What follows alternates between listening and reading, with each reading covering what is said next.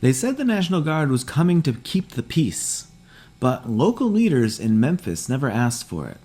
And not to surprise you, but there was no rebellion, no disaster, and no emergency declaration, just an order from the governor pushed by the president. And this week, a Tennessee judge said, that's not how this works. You don't deploy soldiers into an American city over the objections of its own officials.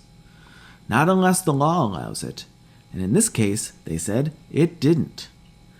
Meanwhile, in Washington, another boundary was being tested. A senior official at the Department of Justice, Ed Martin, has been accused of using disappearing messages on Signal and private email accounts while running a unit investigating perceived enemies of the president. Whistleblowers say those investigations may have been politically motivated.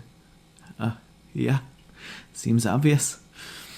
And a top member of Congress is now demanding more answers because if there's any more records that are vanishing into thin air, that might be a real problem.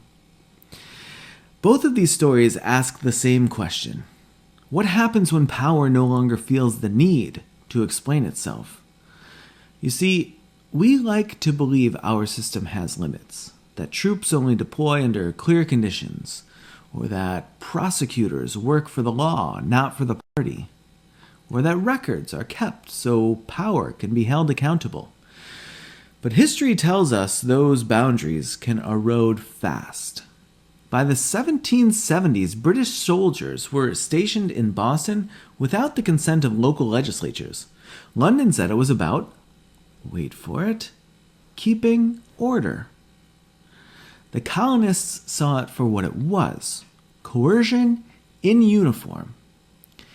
And in the 1970s, we watched as a president's men used secret programs and private channels to spy on critics, destroy records, and try to hold on to power behind closed doors. After those moments, we said, never again. But here we are.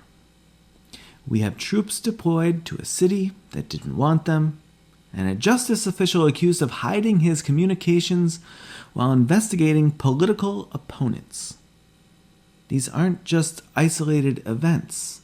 They are part of a pattern. I know I keep saying this. It's a pattern of power seeing how far it can stretch before someone says, stop. And that brings me back to us. Because in a democracy, power isn't self-correcting. It bends until it breaks. Unless we remember the lines and speak up when they're crossed. So here's the question I've been sitting with. When the leash slips, who's watching where it goes? And do we still believe in limits when it's our side holding that leash?